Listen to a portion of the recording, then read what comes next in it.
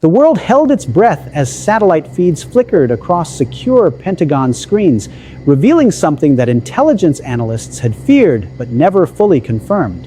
Deep beneath the tense waters of the Strait of Hormuz, a silent network was taking shape. Not just patrol boats, not just missile batteries, but something far more strategic, far more dangerous. A hidden system designed not merely to block the world's most critical oil artery, but to control it. For weeks, tensions between the United States and Iran had been escalating into a full-scale geopolitical crisis. The Strait of Hormuz, through which nearly 20% of the world's oil supply flows, had effectively become a war zone, with shipping traffic collapsing and global markets spiraling into uncertainty. Wikipedia. At first, the disruptions seemed conventional: missile strikes, drone attacks, naval harassment. But then came the discovery. According to U.S. intelligence sources, analysts began detecting unusual movement patterns, clusters of small vessels operating in synchronized formations, disappearing into narrow coastal inlets, then reappearing hours later in completely different positions. It didn't match standard naval doctrine. It wasn't random. It was coordinated, precise. And then the breakthrough came. High-resolution surveillance, combined with signals intelligence, revealed what insiders began calling Iran's biggest secret: a layered maritime denial system built not around large warships, but around hundreds of small, fast-attack craft, underwater mines, mobile missile platforms, and hidden command nodes buried along the coastline. It was asymmetric warfare perfected. Iran had effectively turned the Strait of Hormuz into a controlled choke point, a place where any ship could be tracked, targeted, and potentially destroyed within minutes. The system relied not on dominance, but on disruption. Not on visibility, but on invisibility. And it was working. Within days, tanker traffic plummeted. Ships began anchoring miles away, unwilling to risk passage. Some that attempted to cross were damaged or forced to turn back. Insurance costs skyrocketed. Oil prices surged past critical thresholds, sending shockwaves through global economies.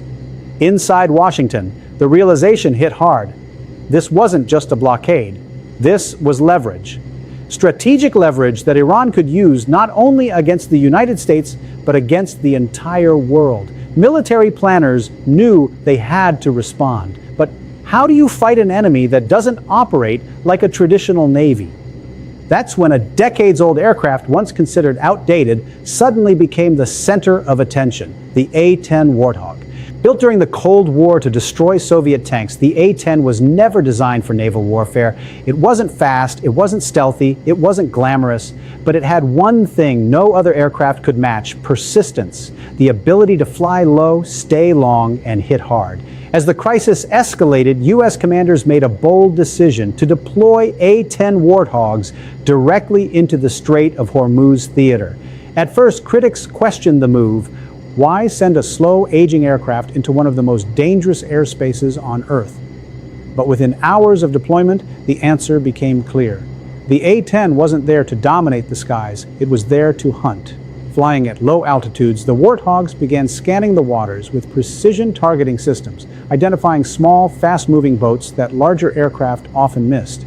These weren't traditional naval targets. They were swarm units, designed to overwhelm defenses through sheer numbers and speed, and the A-10 was uniquely equipped to deal with them. Its GAU-8 Avenger cannon, capable of firing nearly 4,000 rounds per minute, turned the aircraft into a flying tank killer. But in the narrow waters of the strait, it became something else entirely: a swarm breaker. Reports began emerging from the battlefield. Clusters of Iranian fast attack craft, previously able to maneuver undetected, were suddenly being picked off one by one. Mine-laying vessels were intercepted before they could deploy their payloads. Drone launch platforms were destroyed moments after activation. Graphic news. The balance of power began to shift, but it wasn't just about firepower, it was about presence. Unlike high-speed jets that had to return to base quickly, the A-10 could loiter over the battlefield for extended periods, providing continuous surveillance and immediate response capability. It closed the gaps, the critical windows of time that Iran's strategy depended on, and those gaps had been everything. Meanwhile, U.S. and allied forces expanded their operations. Airstrikes targeted Iranian naval infrastructure. Special operations units conducted covert missions along key islands. The objective was clear: dismantle the network, but the deeper they went, the more complex it became. Iran's system wasn't centralized, it was decentralized, designed to survive even if parts of it were destroyed. Command nodes could shift, units could operate independently. It was a web, not a chain, and that made it incredibly difficult to break. At the same time, the risk continued to escalate. Iran launched retaliatory missile strikes, including attacks on U.S. positions in the region that injured multiple personnel. The message was clear: any attempt to reopen the strait would come at a cost. Behind the scenes, military planners debated their next move. Ground operations were considered, seizing strategic islands, dismantling launch sites, but the risks were enormous. Amphibious landings in such a hostile environment could lead to heavy casualties. Instead, the focus remained on air and sea control. Layer by layer, the U.S. began pushing back. Minefields were identified and marked. Swarm tactics were disrupted. Shipping lanes were gradually secured, not fully safe, but controllable. And that distinction mattered, because in modern warfare, control is often more important than victory. Still, the situation remained volatile. Experts warned that clearing the strait completely could take months, especially if extensive mining had occurred. Even a single undetected mine could cripple a tanker, trigger an environmental disaster, or escalate the conflict further. The Washington Post, and beyond the battlefield, the global impact continued to grow. Energy markets remained unstable. Supply chains were disrupted. Nations dependent on Gulf oil faced the prospect of shortages, rationing, and economic slowdown. The Strait of Hormuz had become more than a geographic location. It had become a pressure point for the entire world, and at the center of it all was a realization that changed everything. Iran's greatest strength wasn't its weapons, it was its strategy. By turning the strait into a controlled choke point, Iran had forced the United States into a complex, high-risk operation with no easy solutions. It had shifted the battlefield from open conflict to controlled chaos. And yet the response, led in part by an aircraft many had written off, was proving that adaptability could be just as powerful. The A-10 Warthog, once considered a relic of past wars, had found a new purpose in one of the most critical conflicts of the modern era. Not as a symbol of overwhelming force, but as a tool of precision, persistence, and control.